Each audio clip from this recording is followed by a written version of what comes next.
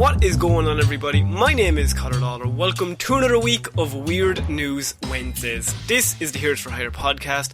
We are back again talking all the strangest news stories from around the world. We talk about the news that the real news is too afraid to talk about. As always, I am joined by my partner in crime, Mr. Shaun Meehan. Shaun, how is it going? I've had so much coffee today that I now have a coffee headache, Connor. No. Do you also get headaches when you don't drink coffee?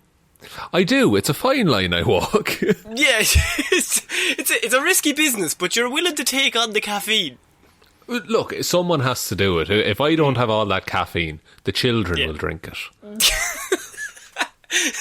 That's why you're always smoking those cigarettes and taking those drugs. Because I'm the real hero here. You should Mom, thank me. I'm doing it so the kids are okay. God, why can nobody see that? Saint. So this is Weird News Wednesday, Shaun. What do we do here? You have spent the week gathering all of the weirdest news stories from around the world, and you're about to read them all out to me, a man who has no inclination to look at weird news, because frankly, he's a bit scared by the world. No, you can stop. Scared. You can stop slagging me off now, Connor, okay? I was trying to intro the show, and what you've done there, you've hurt my feelings. I think that might be the headache caffeine talking. So, Connor, please, I'm hearing four of you right now. I'm smelling colours. Is that normal? Look, it is for me. So it's been a pretty big week for us here on the pod. So it's because we the whole we launched the store and everything, and we have stuff on the Patreon and the Facebook. So I thought it was good to get back to basics with a good weird news episode where we forget all of that stuff, everything going on, and that's all exciting stuff. But there's one thing we always love here, and that is a story of drama. A story of suspense, but also a story that is so fucking weird.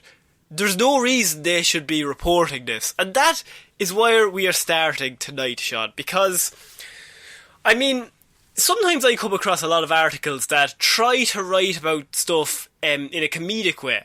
But what makes a weird news funnier is when they try to talk about it seriously, about a really dumb topic. Oh, they try and cover it like regular journalism. Yeah.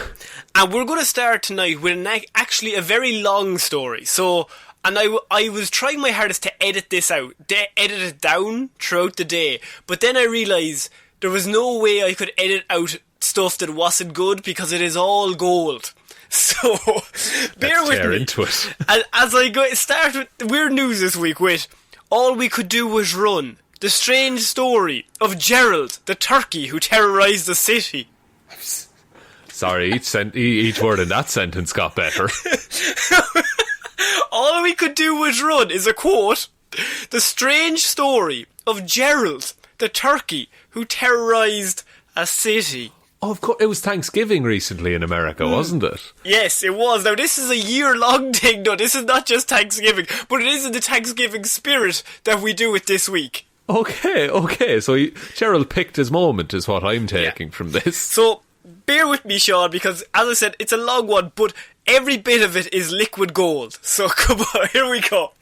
Like many Oaklanders, 16-year-old Jojo Thompson had heard plenty of stories about Gerald, the feisty turkey harassing visitors in the city's Rose Garden. But before visiting the 7-acre public park with a friend on a recent October afternoon, she thought the tales had been exaggerated. But no. So, I'd like to introduce by the fact that we've had Owlman. We've had a lot of mysteries. This isn't a mystery. We know who the monster is. It's just about stopping him. But surely they'd have, from what I hear, he's been terrorising this town. Surely they'd have tried to stop him by now, Connor. Oh, it's so deep. Surface level, but there's so much roots underneath that we have to get to. So, after seeing the agitated turkey closing in on some people nearby, Thompson and her friend took refuge behind a tree. But they weren't safe for long, Shaun. Oh, God. Gerald soon had the teens in his sight. The bird started stalking them, menacingly, Thompson recalled, then chased them up the hill and out of the park. She lost both her shoes in the process. I thought you were going to say legs. She lost both her legs and her life. She's dead. So she was running so fast, her shoes fell off. Is this? Yeah, no, she ran so fast, her shoes burned away. Yeah, I was thinking, is she in a cartoon? I think so. There was a lot of dust. She picked up a lot of dust before she started running.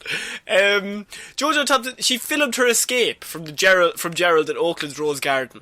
I had heard of his attacks, but I never thought it would happen to me, she said. All we could do was run. And this is kind of the first introduction, because this article is written like a Netflix documentary about a serial killer. And it's, you know, like they always have to sit down interviews. They interviewed multiple people for this article. But Gerald was not available for comment. Gerald was not available for comment due to all the murdering he had to do. He's too busy being Dexter. Yeah. Gerald's unusually aggressive behaviour in the Rose Garden has taken on an almost mythical status, Shaun, in parts of the California city over the past 6 months. Stories of his reign of terror in the otherwise tranquil spot first spread across town, then sparked national and international headlines. International news covered International news. Gerald, so far, how are you feeling about Gerald? Look, I feel a great amount of respect for Gerald. I'd appreciate it if he could leave myself and my family out of this. Kill everyone else. Just leave us. Gerald, you and I have no quarrel here. Yeah. The reports were often similar, so he has a status quo of a murder. Gerald would spot an unsuspecting victim from across the park. He would take off running, either chasing them away or, if they stood their ground, mounting and scratching them until they fled. Oh no. Oh yes. I don't like this scenario at all. He often targeted the young and the old. The more vulnerable members of society. Those who could not quickly outrun him. He seemed particularly attracted to wheeled vehicles, including baby strollers. He is a murderous turkey. He picks his victims, but also what I'm getting from it, Gerald is a coward. He won't fight someone who could threaten him. He reminds me of the Predator. Yeah, just a poor sport. Yeah. When angry, he puffed up his chest, towering over 4 feet tall, Shaun. And despite his bulk, he was swift. As a coursing river, I can only assume. A typical adult male turkey can weigh up to 25 pounds, run at 25 miles per hour, and fly at up to 55 miles per hour. Sorry, what? Well, he can fly at up to 55 miles per hour, Shaun. What? That is fucked. Yeah. But a turkey's fucking massive and unwieldy. Yeah, he is. And he's here to kill. He has the smell of blood. Wild turkeys have a 270-degree field of vision and can see 3 times more clearly than 20/20. 60/60 vision they have. Oh, making it easy for Gerald to spot his victims from across the garden. He can see you before you see yourself. I've always been a coward, Sharon. Oh no, there's a turkey. This is actually, you're right, it is like a Netflix serial killer documentary. Yeah, they wrote this so seriously, and oh my god, Shaun, I cannot wait to read the rest. Hang on, okay. Gerald's antics transfixed the city, with residents hunkered down at home because of the pandemic and wildfire smoke following the saga on social media, blogs and news reports. A fierce debate emerged. What should be done? Ban visitors from the park? Move Gerald to less frequented areas? Should he perhaps be euthanized? All of them were on the table. But all were deemed impossible. We can't kill him, he's too strong. The discussions played out in thousands of online threads that at times turned, and this is my favourite bit of the article, at times turned neighbour against neighbour. They're just shoving each other out in front of Gerald as they try and run away. It's like a civil war. It's like a zombie movie. At least 3 city agencies and the State Department of Fish and Wildlife became involved. An expert animal trapper was called in, and an electrical company entered the fray. Why was the electrical company involved? If we turn him into Electro, he'll be ultimately too powerful. The only outcome of that scenario is that the turkey gets electro powers. And now he's flying at 55 miles per hour and turning on light bulbs, and we are fucked. It's going to be the Flash, but a turkey, and he's going to cut. Do you know in the trailer for Sonic, and he cuts off all the power to the Western Seaboard, including hospitals? That's going to be Gerald. Yeah, he's going to attack people and then take the electricity out of the hospitals so they can't get any medical help. Oh my God. And like all the electricity that's in our bodies, he's going to suck that out to make himself more powerful. It is unclear how long Gerald had roamed the rose garden, or when he was given his name. He's a legend, Shaun. Some say... Sorry. No one knows why he's called Gerald. I can make a good guess. Somebody said, he looks like a fucking Gerald. Unless he ran after someone to the point where they fell shoeless on the ground, and he walked up, spat on them, and said, "Tell them it was Gerald." No, there was 3 of them, and he killed 2. And someone was like, "Why did you kill the 3rd?" "We need one to tell my story." "We need one to go back to warn them." They need to fear me. Some say they saw the bird fly into the garden about 4 years ago. Many started recognising Gerald because of his fan tail missing a prominent feather on the left side. Very recognisable as turkeys go. It's a perfect arc of feathers, and if there's one missing... But that's the equivalent of he's like the dude with a scar over his eye. That's who just what he hangs out in the bar. He's Johnny Tightlips. Johnny Tightlips. What is evident, however, is that Gerald began to turn on his human neighbours this year, Shaun. According to a Guardian tally of online reports, Gerald has harassed more than 100 people in 2020. Oh, Connor, that's 10 people a month. That's a lot of people.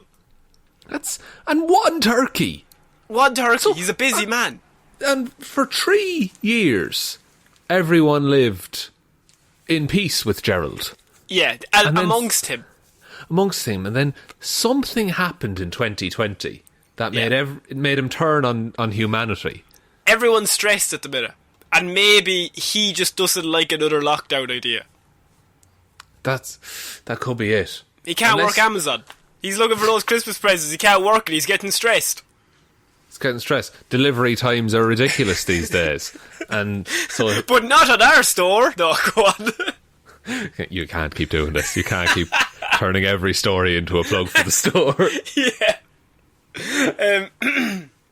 So attacks from the turkey became so common that some people would not enter the rose garden without a weapon. A stick, a rake, or an umbrella were widely suggested as reasonable to bring in with you. Bring in a fucking rake! And a big 2x4 or that's on fire. I can only assume. Yeah, with nails hammered through it. Yeah.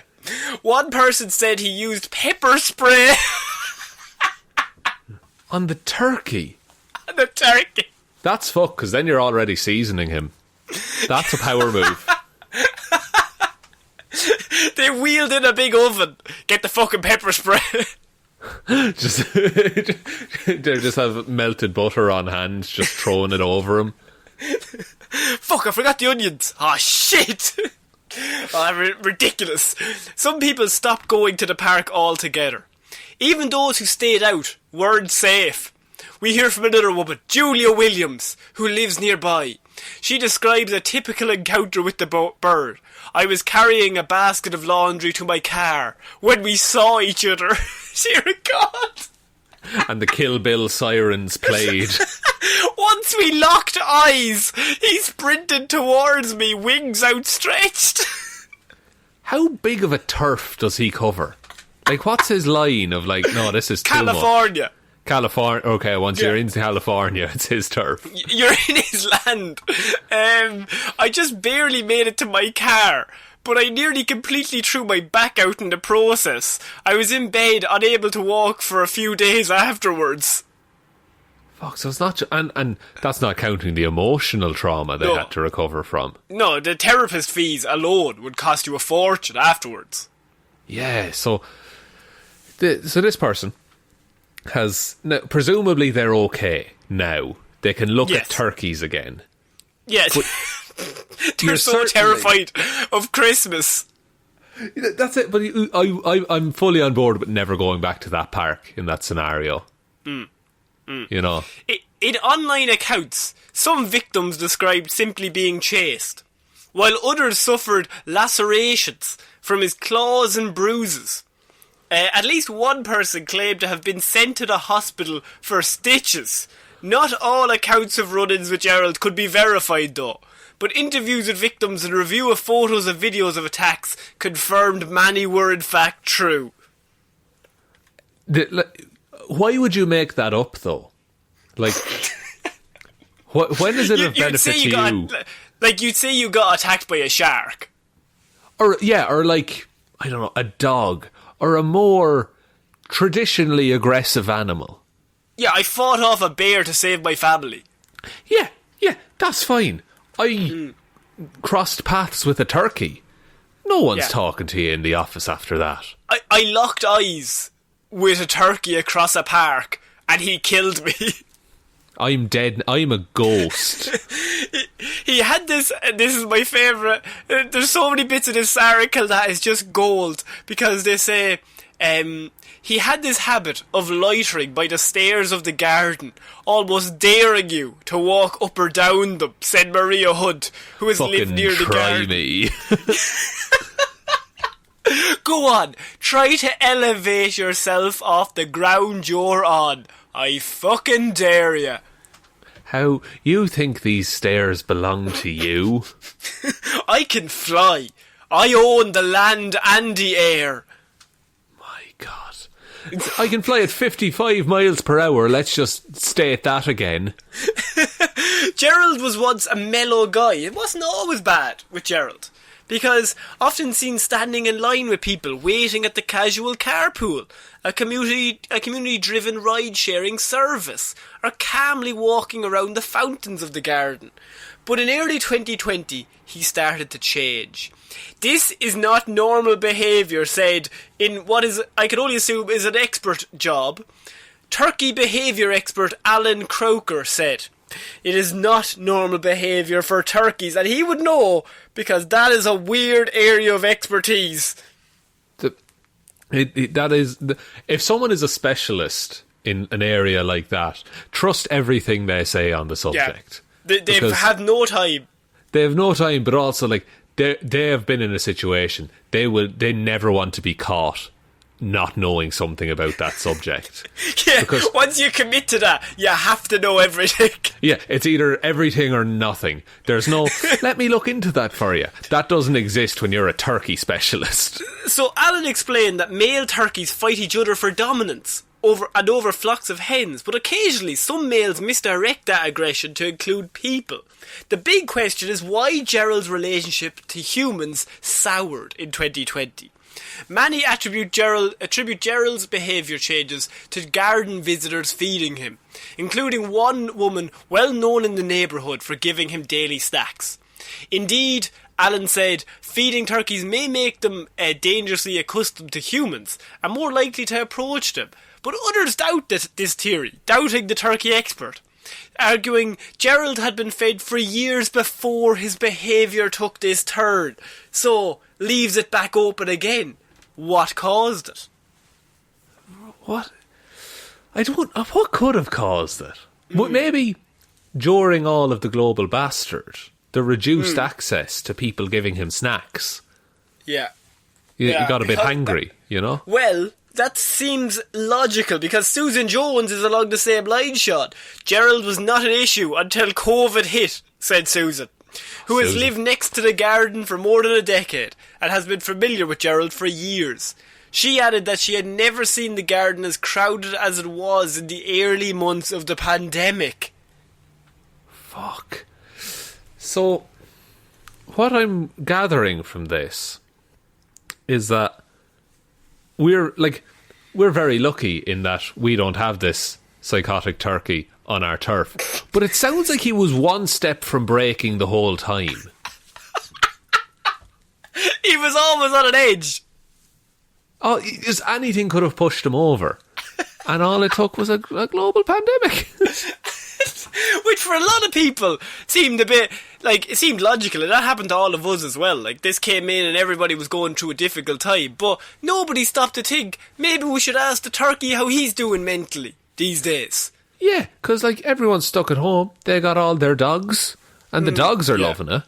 But what about all the pet turkeys?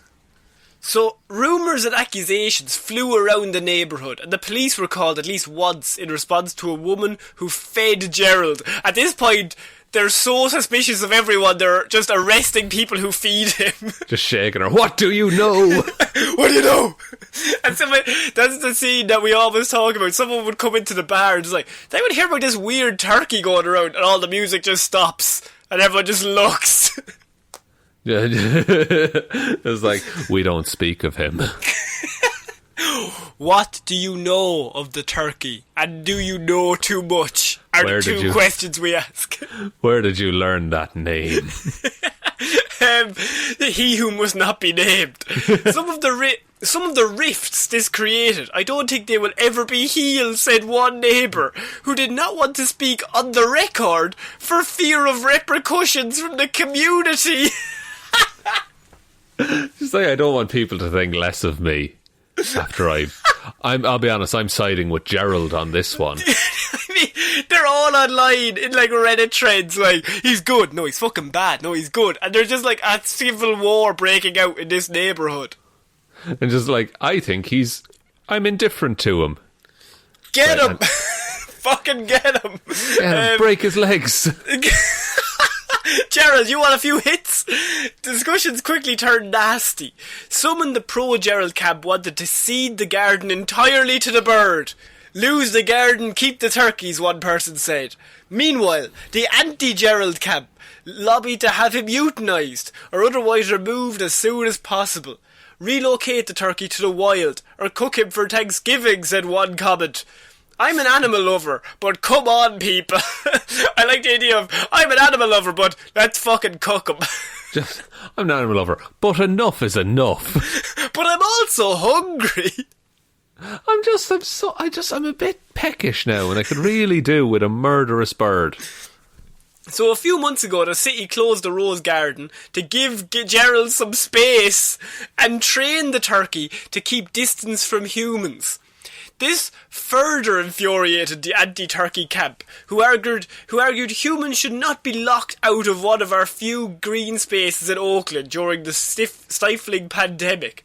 Why are you so angry? Why are you attacking people? One commenter spat at another in a typical trait. I mean, now I see why the community is reeling from all of this. Because people are just getting worked up. Everyone needs a good walk in the park, but they can't. Yeah. Well, finally, the city of Oakland was forced to act, and they obtained a permit to euthanise and remove the turkey, which classified him as a nuisance animal. But a petition on change.org to save Gerald quickly amassed more than 13,000 signatures in response. Concerned neighbours wrote emails to Oakland Animal Services and the city. Meanwhile, a war was being waged via flyers posted around the rose garden. Wanted signs encouraging the killing of Gerald appeared on walls. Soon after, artistic homages to turkeys reimagined the bird as an Egyptian god. Oh my god. So, the deeper you get, the worse it becomes. They've gone full mental on this. Like, yeah. And also, there's no other news happening. This is all they have. They're like, this is their entertainment. So they finally they decided to capture the bird. the decision was made to relocate him to a less populated part of the city. However, capturing the bird proved complicated. According to reports in the Oakland side, staff from animal services and the departments used ground nets, net guns, robotic turkey calls, and an umbrella painted to resemble a male turkey, all without success on Gerald. He's too clever. It's too clever for you. Too clever. They even tried to lure Gerald with his favourite foods, blueberries and almonds. Yet, by last month, more than 20 volunteers had tried and failed to capture him.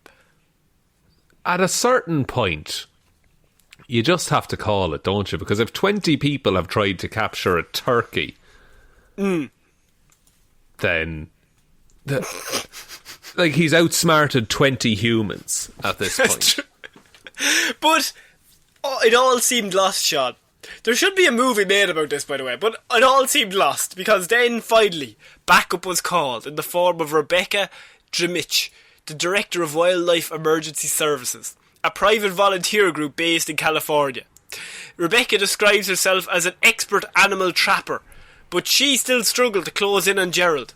She staked out the park over the course of a month before settling on a new method. She definitely had like the makeup on each cheek popping out from between the bushes, just looking at it. Oh yeah, like eye holes cut in a newspaper. Just pretend to read a newspaper while this turkey just roams around. She decided to act like Gerald's favourite prey, an enfeebled old woman. She crouched over as if unable to move, luring in Gerald before grabbing him by the neck. And killing him? Like wringing his neck? He just had this stunned look on his face, she said. I will never forget his expression. It was like he was saying, "What? Me? What happened?" He just whispered, "A challenger." And Gerald's new home was a patch of wild land in the hills of Berkeley, owned by an electric company that had agreed to allow the turkey to live out his days in peace and quiet. So, according to the Department of Fish and Wildlife, however, Shaun, this is not good. We think it's all done. It's all happy. Yeah. Gerald, within a week of moving, had found his way into the playground of a new park. And had broken out again. The staff called us because they recognised him from the news stories. They put a serial murderer next to his favourite target. Kids. Fucking hell. Not their best move, I'll say. No, not their best. And so the staff called us because they recognised him from news stories and said, Gerald's story lives on, as they picked him up again and took him to another location. So Shaun, that is the end of the story of Gerald, the killer turkey who has been in war with California for up to 8 months. I feel like I've survived this. Now, that is ridiculous. Isn't it? Look, and thankfully the town is now safe. Yeah. But there'll always be that fear. And they also turned on each other. Brothers fought against brothers. Yeah. Now they have to like reconcile with that fact. About the fact that they fell out over a turkey. Yeah, like that's all it took. There's like there would have been like actual, like there will be like family feuds that get passed down, and they'll have to like trace it back and realise that it was because of a turkey. We don't talk to your brother anymore. He supported euthanizing a turkey. The bastard. As they're eating Thanksgiving dinner. The bastard. Just carving one. He's a bastard of a man. What do you think of Gerald? Do you think he's... which side of the camp do you fall on, really, is my question. Oh, I'll give the park to him. Yeah. You know, he should own it. He is now in charge of that park. And, you know, everything that goes along with that they'd have to... Upkeep. He'd have to do the upkeep. He'd have to pay the taxes on it. You know? I could see a turkey driving a lawnmower. Look, if you've asked me if I'd heard stranger things than a turkey driving a lawnmower, I'd have to say I've definitely heard stranger things. I A could see turkey attacking old people and young people and roaming a park, and ultimately they had posters of a wanted sign with his face on it. Yeah, it would be wrong of me to say that he couldn't maintain a park by himself. I think anytime you underestimate this turkey, you get kicked in the face. That's what his past involvements with humans have been, is kicking them in the face, putting them in the hospital. That's another thing he did. Yeah. This is an episode of Criminal Minds that's gone too far, isn't it? It has a little bit. Like, this is like season 40. And they ran out of ideas. Yeah. It's this or like a late season of Murder, She Wrote, where it was the turkey the whole time. There's nothing. I would have preferred to have a shorter story to start this week, but that story, there was no bit I wanted to cut out, because even at the end I would have gotten rid of it. But the fact is, he came back again. He wasn't going to be stopped. No, you can't keep a good turkey down. No. Shaun, would you like to move on from Gerald the turkey? Maybe we should, because we're going to get like 2 more stories fit into this episode. True. We're going to move on to Taiwanese man sells PS5 after wife finds out it wasn't an air purifier. I heard this one, alright. I heard this one. So, give I like the first line, by the way. Give a massive F for our fallen brethren. F's in the chat. His PlayStation 5. Drop your F's in the chat. Drop your rips. As the year comes to an end, the hype for the release of the new PS5 was at an all-time high. Unfortunately for many, scalpers and hoarders quickly bought stocks to sell at a higher price. Not very nice. Not cool, guys. For some who already had their hands on the new console, another storm was brewing. Their wives. Likewise, a man from Taiwan tried to trick his wife into thinking that the PS5 was an air purifier for their home. So he comes home from work and he's just like, no, yeah, it's an air purifier. Yeah. I know it looks fancy, but look, you get this controller actually works the purifying of the air. Yeah, it's a remote. You can turn it on and off remotely. You can play FIFA on it. That's another thing it does. It purifies the FIFA air, so the lads can breathe in the game. You don't want them to die, do you? No, come on now, Susan. Come on. So the little ruse worked at first. However, there was an incident where within the home a rat died, right? Right. And as the weeks went on and this air purifier is going on in the background, and I can only assume, like, it must be on and he's playing it, and she comes into the room and he quickly turns off the screen. He's like, I just have the purifier on there now. I like to sit here, listen to the purifier. Yeah, it soothes me. It helps me go to sleep later on. But sure, look, you know how it is. And be sure, prepared, the smell is that's here. what I say. Yeah. And so, prepare to fail and fail to prepare. That's what I always say to you. Isn't that right? Isn't that what I say? She was come in and a rat is dead, and as the weeks go on the smell is getting worse and worse, and he's like, I'll stick the purifier on there now for extra long, make sure the smell goes away, just to be safe. However, sadly, the PS5 can only do so much, Shaun, with its latest gen hardware in terms of gaming. With its non-air purifying features, console did nothing to mask the smell of the rat.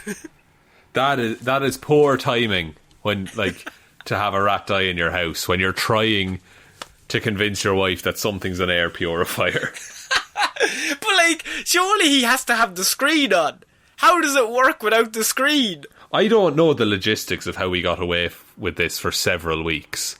Yeah. Because unless it's like you say that he's just turning it on or off, or maybe he had like a PS4 and she just thought it was the PS4 that he was playing.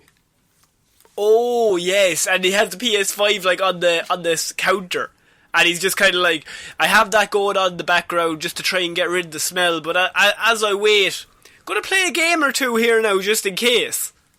Just, you know, it's look, I'm passing the time, I'm cleaning the air, I'm doing everything you want of me.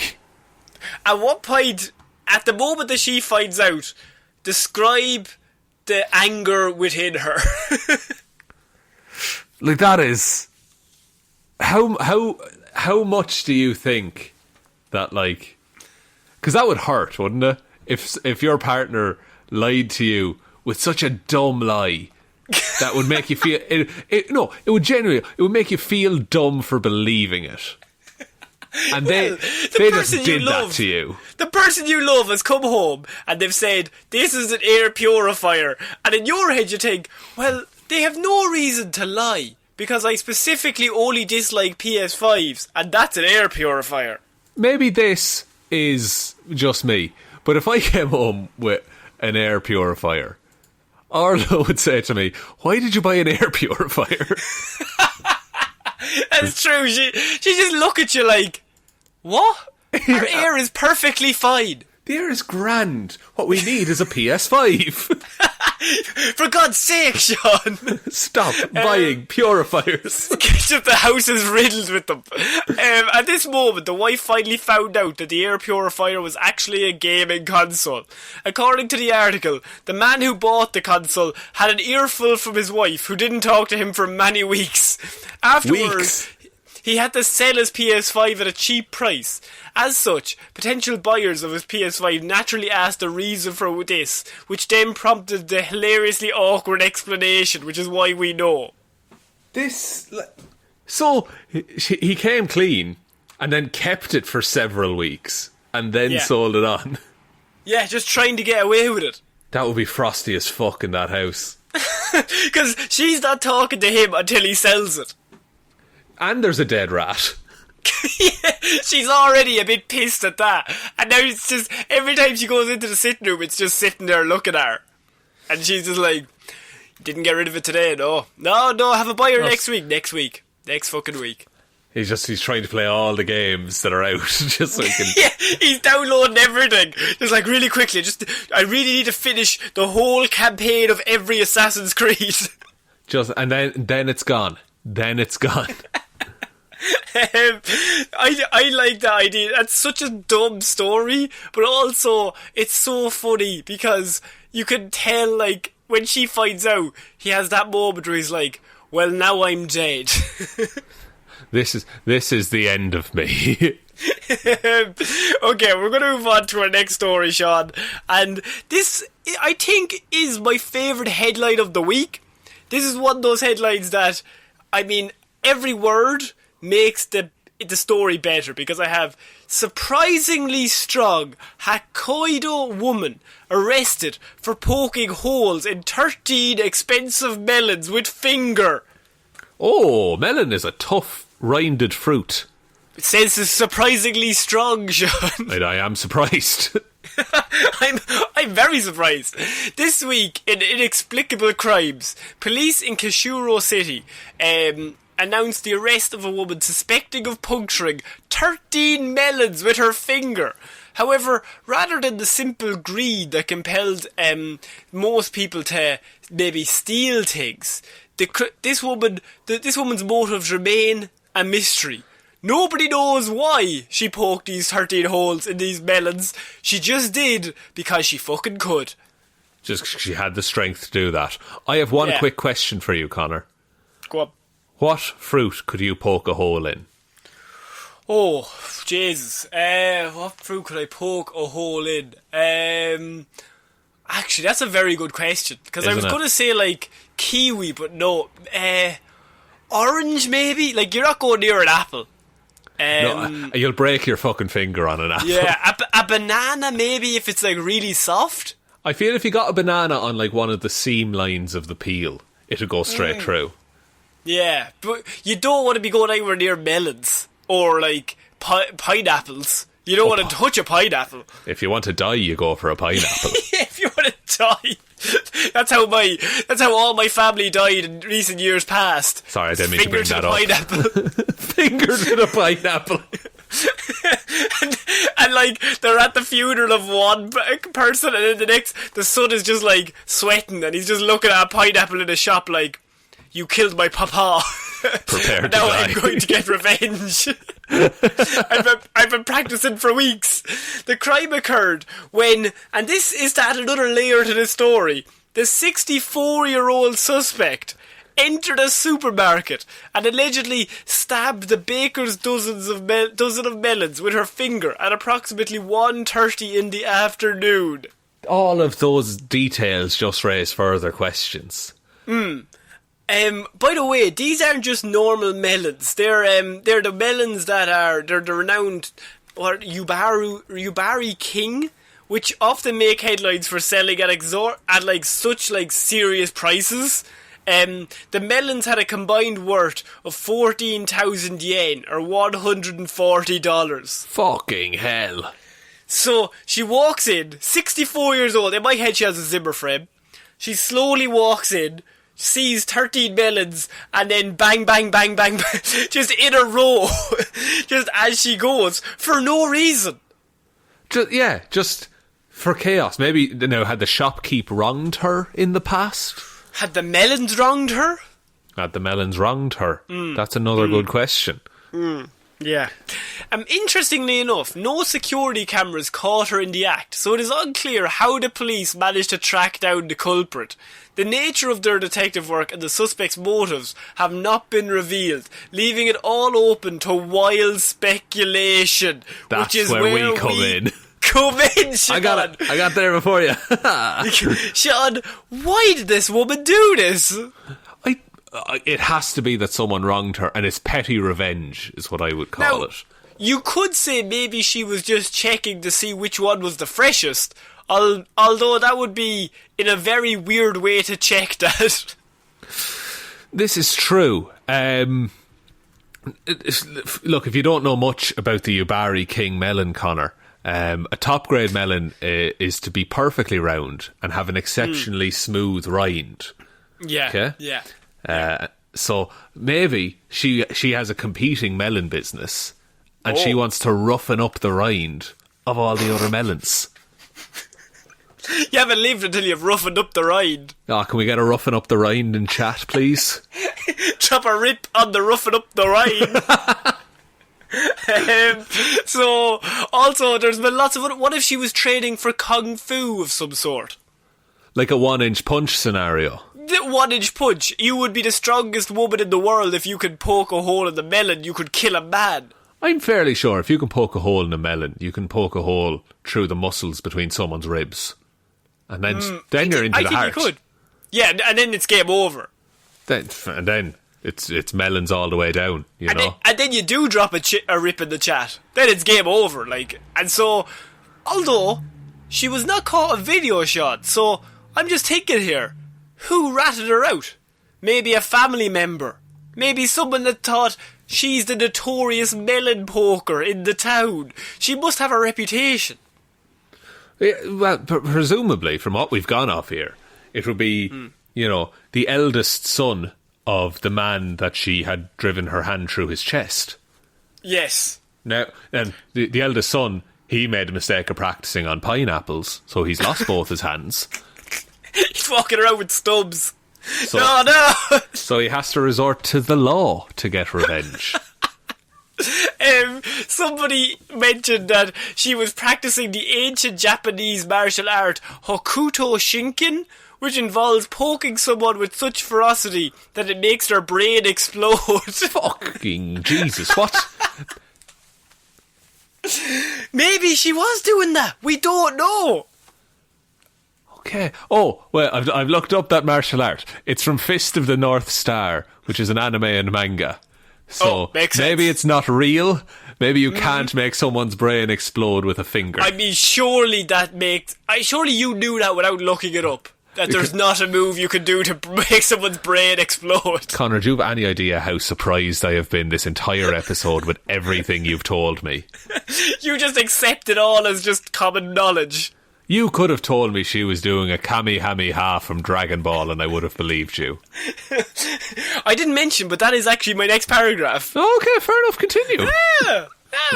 No. Shaun, is this woman going to end up killing us all with her finger poke of doom? I mean, she's certainly got a successful anime and manga career to look forward to. You would have a lot of explaining to do, though, if you got put in jail and they said, what are you in for? And she said, finger poke of doom. You're going to have a follow-up comment. Yeah, you can't confiscate those either. Like, those are just hers. She is the living weapon. Have you got all her weapons? She is the fucking weapon. I can't take that. We just put mittens on her. It's all we could think of. We actually gave her knives, so she has worse weapons. Like, those hands are too good. Yeah, she's clumsy as fuck, but once she focuses her fingers, she's grand. You give her a gun, she'll hit around you. But you give her a finger, you're dead within seconds. It can be from across the room. She'll find a way. Yeah. Okay, Shaun, we're going to move on to our next piece of news. Now, this weird news story is actually a follow-up to something we covered last week, because the Utah monolith that we covered last week's show, what can you tell me about this? So there was this weird, monolithic structure that showed up in the Utah desert. It was just found.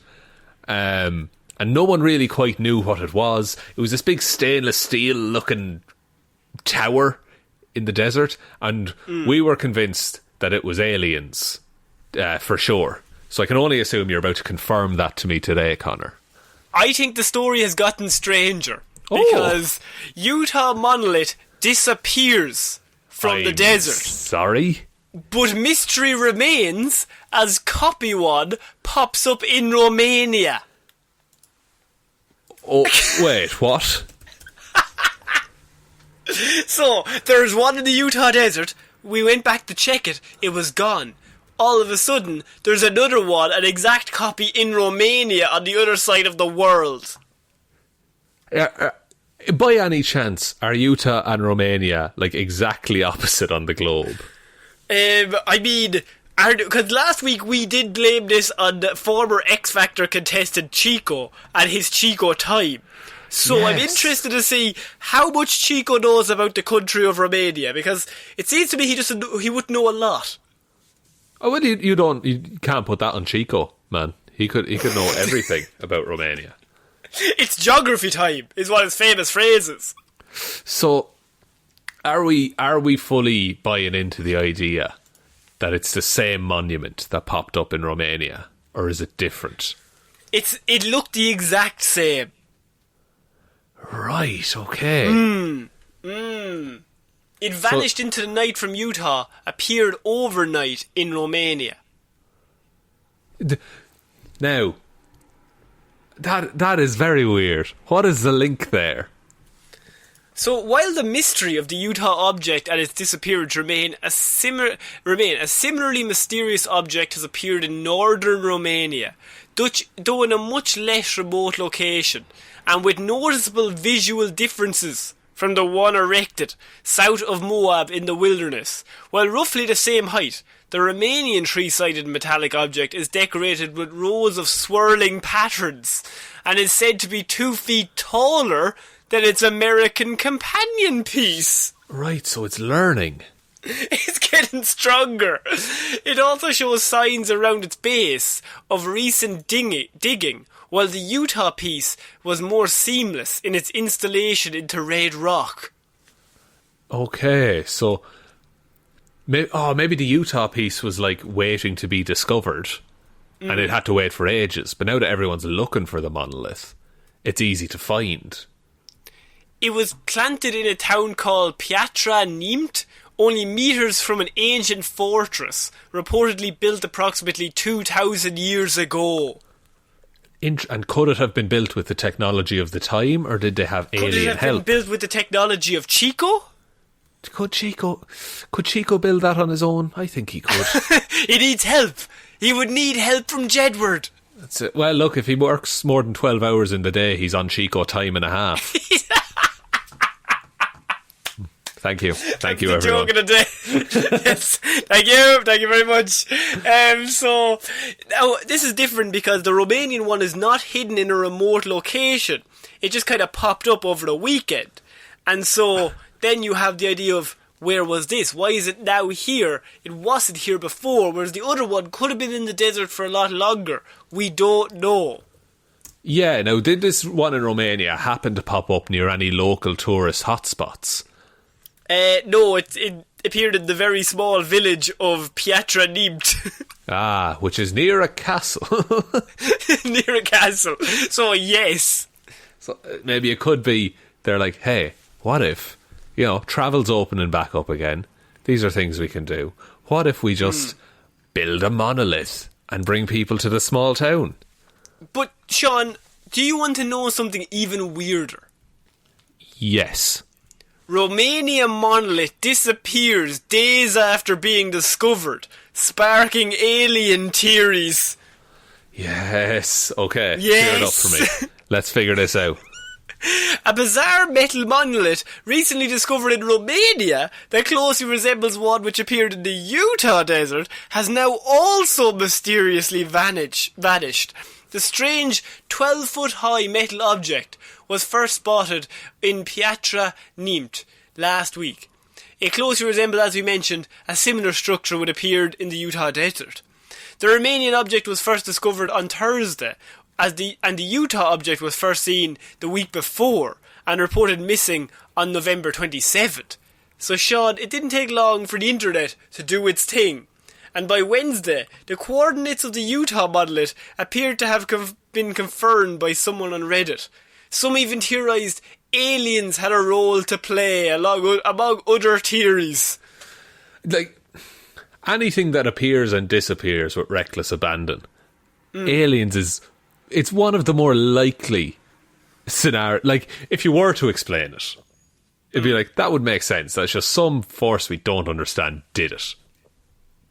Now, they are saying that there's also a chance that it belongs to an artist called John McCracken, but that is not as fun as thinking it's aliens. Would you like to know something else, Connor?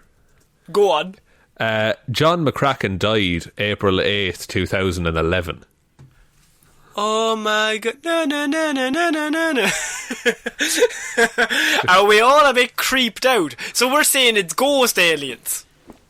Well, it could be ghost aliens. I like the thought of ghost aliens. But now it's also possible he made that installation years and years ago, and it was only found recently. And now there's a copycat after setting up something similar. But what if aliens reclaimed it?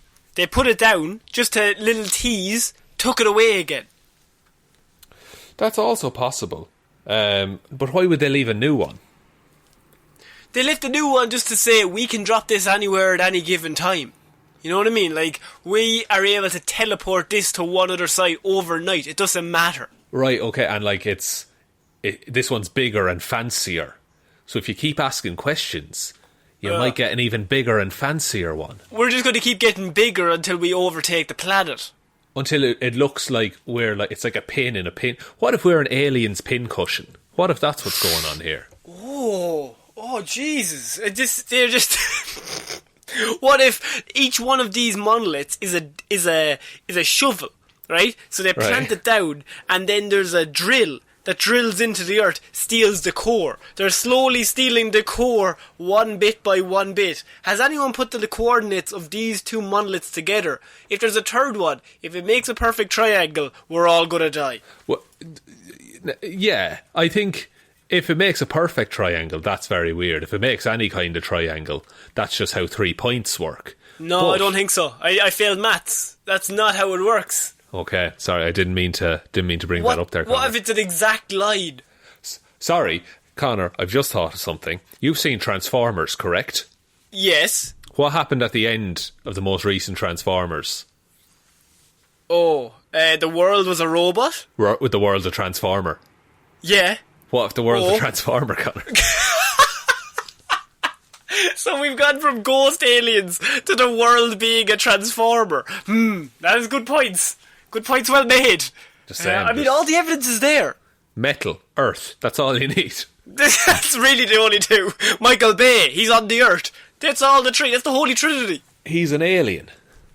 Oh, and he's a bit ghostly. He's a bit pale in complexion. There you go. So all of our theories fit. But where does Chico come into things?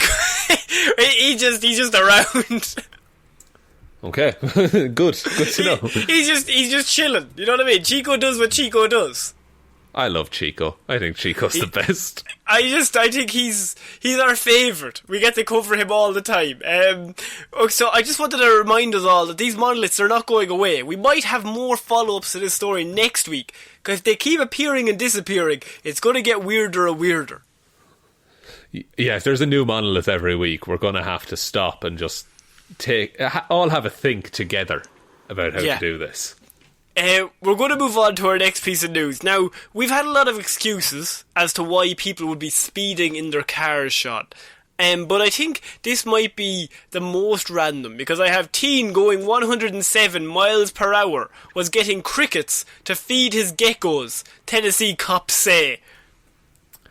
Oh, okay, geckos need to eat. No need to go that fast, I would say. I think geckos are fairly, slow moving, that they're not worried about food all that much. You could say he wanted a cricket. Now he got a ticket, Shaun, if you will. You could say that, but why would you? Why would you? It actually doesn't make any sense. It's just there for a pun. But Jacob Fannin, 18, was allegedly speeding down the interstate at 107 miles per hour on Wednesday, which is nearly 50 miles per hour over the speed limit. When the and Mustang faster than a turkey. And faster than a turkey, just barely. Just about. Just because the turkey wants to give you a chance to live. When the Mustang he was driving was spotted by a Tennessee Highway Patrol officer and pulled over. Fannin, of course, you gotta have the reason, had a unique explanation for his high rate of speed. He told the officer he was on his way for crickets to feed his geckos, and that his geckos were really starving, officer. You should really probably let me go. But surely you would, as a gecko owner, I think they're a specific enough animal that you don't tend to forget about them. No.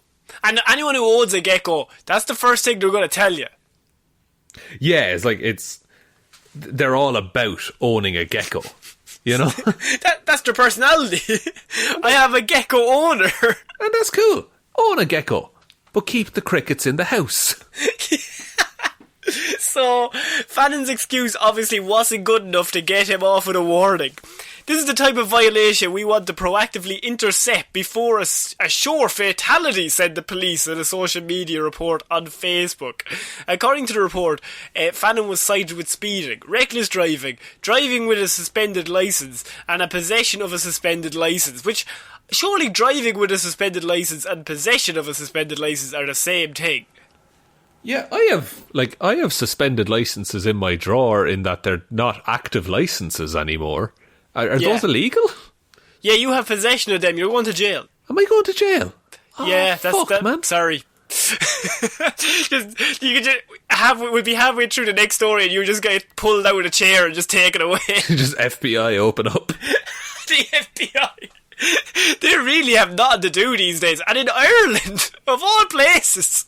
International these days, you know. Yeah. What do you think of Fannin's excuse? Do you believe him, or do you think he was just out for a joyride? I genuinely think he might have been on the way to get the crickets, but he was too fast. You can't be doing that, lad. Maybe even just go over the speed limit by 4 next time. Or ideally don't go over it at all, listeners. No, let's put that out there too. No, always go over. That way you look cool.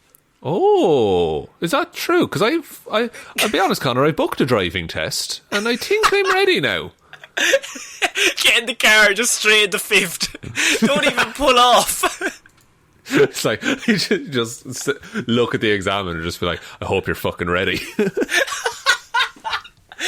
Just you started first, immediately to top gear, and just you're driving miles out the line, and you're in like this little small town. I think I'd pass. I think I have a good feeling about this now. I think you'd have it. So yeah, teen going 107 miles per hour was getting crickets to feed his geckos, said the police. I mean, as excuses go, it's pretty unique. I think you might get away with it just because of the uniqueness of it. Yeah, I think if he hadn't been on a suspended licence, I think he might have been like, listen, go on. Now, Shaun, we finished this week with Florida Man, as we always do. And do you know the singer Rick James? Rick? Is this I'm Rick James, bitch? I'm Rick James, bitch. Yeah. Yes. Yes, okay, Rick James. Okay, tell me about Rick James. A Florida man punches cab driver, screams, I'm Rick James, bitch, and Classic. then runs away. A classic move. Classic Rick James move. And the first line of the article, he's a super freak. Amazing. A 6'3", 300-pound Florida man was arrested after he allegedly punched a cab driver, then danced in the street yelling, "I'm Rick James, bitch," repeatedly. It's a power move. Now, what? Look, I don't mean to ask, but was it Rick James? I will say that Rick James is dead, so no. They said that about Tupac, Connor. And he's still here. We've seen all the evidence. So the suspect, Paul Kijek, also shouted, "You white motherfuckers," before he was arrested just 2 miles from his house in Florida over the weekend. A county arrest affidavit identified the 50-year-old as a white male. According to police, witnesses at Back Bar and Lounge stopped Kijek from driving home from that venue due to his level of intoxication shortly after 4 a.m. on Sunday morning. Right, so early or late, depending on how you look at it. I mean, yeah, it really depends on the kind of day you're having. So, when a taxi arrived to pick him up, Kijek allegedly got inside and began yelling at the driver about how cool he was and how much he hated the driver. Poor introduction, I would say. He gets in the car. "I'm fucking cool. You suck balls." "Please take me to my destination, sir." And then, when the driver responded, he punched the driver in the back from the back seat. He then, after punching the driver, which I can only assume he punched him either around the seat, or it would be funnier if he tried to punch him through the seat. Or, like, what if he took the time to take off the headrest and just a quick punch in the back of the head? You think this man was calm enough to take it off? No, I think you're right. He probably punched through it. So he then jumped in the street, doing what appeared to be his impersonation of comedian Dave Chappelle, who used the phrase, "I'm Rick James, bitch," when impersonating the late super freak singer. Rick James died in 2004. So, maybe he's the reincarnation of Rick James? Question mark? What? So the idea is that this man, in his 50s, he's so drunk that he must just jump out of a taxi, and then the only thing he can think of saying is, "I'm Rick James, bitch," which, I mean, even if you're doing an impression of Dave Chappelle, it's a very deep cut of a reference. Yeah, like it's that, like, but somewhere in his mind, that was the best thing to say in that scenario. Like, all the times he's seen that clip, it's been leading up to that moment. And he's still dancing in the street as he says it. So maybe Super Freak is his favourite song. We don't know. Could be. It's a pretty banging tune. Look, let's be honest, it's a banging tune. But Florida Man he is a bit of a super freak as it is, due to the fact that Florida Man always never does what you think he should do. So it would be normal to jump out, maybe go, "I'm the fucking best." No, "I'm fucking Rick James, bitch." He's not shouting at anyone in particular. He's just making sure the world knows exactly who he is definitely not, but he thinks that he is. And isn't that Florida Man, though? He thinks he's more than he is. Surely you pick somebody else. Yeah, probably. You probably would. But no offence to Rick, but like, anyone. It's the Christmas time. Pick Buble. He's getting big in this month. You can't shout, "I'm Buble, bitch." No, you can. I'm a Buble, bitch. So that is actually the end of Weird News, Sean, unless you have any more thoughts on this Florida man. No, I think I would, quite frankly, I'd never like to think of that man again, Connor. If I could block him from my memory. Would you like to take us out? Yes, thank you everyone for listening to this episode of Weird News Wednesday. We will be back on Friday with Hero or Zero, Monday with Movie Mondays, and next Wednesday with another episode of Weird News Wednesday. Big thank you goes out to everyone over on Patreon who supports us, helps us produce the show every single week, 3 times a week in fact. We really do appreciate it. Big thank you goes out to Waffles Williams, Ciara Lawler, David Clarke, Ed Ball, Joe Burney, Ray Ging, Roisin Hally, Ryan Evanson, Shaun Jamieson, Dominic, Jessiah Green, Anna Hjelmroos, Richard McGrew. Thank you all so much. We really do appreciate it. And as Connor said... We changed the tiers on the Patreon, by the way. We did change tiers. There's extra tiers now. You can get more stuff. There's also all the movie reviews are out as well. I think we'll be doing a Christmas one this month. I will be putting that post up tomorrow about asking for recommendations regarding the Christmas movie that we will be reviewing this month. I know my vote. It's already been suggested, and I really want to do it. I hope it comes out of the hat. Okay, and my pick is Home Alone. Oh, that's pretty good. That's a pretty good one. Okay. So yeah, we're going to throw it over to you guys. You get to choose whatever movie you want to hear the review of. But yeah, I just wanted to say that we will be doing that later on this month. And if you want to have a look at the tiers, we have changed them up slightly. So if you head over to Patreon now, you can give a look. You don't have to upgrade. If you're still on the Lazarus Pit, you can stay at that level. It doesn't really matter. No, it's just there. It's just, don't worry about it. Also, your Christmas cards will be in the post. That's pretty cool. They arrived. They look class. Yes, Shaun, by the way, I know this seems like an add-on, but we have to announce the winners of the raffle. Oh yeah, do that. So we did the raffle yesterday, as it was December 1st, and we are delighted to announce that the winners of the raffle, we have messaged them privately, but the winner of the t-shirt was Ryan Evanson, and the winner of the mug was David Clarke. So they will be sent off as soon as we can, all done up. But yeah, so they are. Thank you to everyone who obviously is over on the Patreon. You were all entered in. They were the two names that we pulled out of the hat.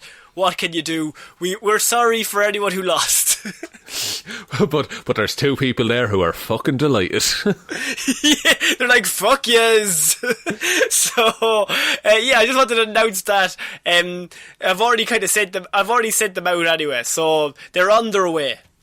Yeah. And they'll be winging their way to you all over the globe, or the flat earth on top of 4 elephants on a turtle. Either of those. Yeah. So yeah, that's all the Patreon news we have. And in regards to the store, it's still on. It's in the description down below.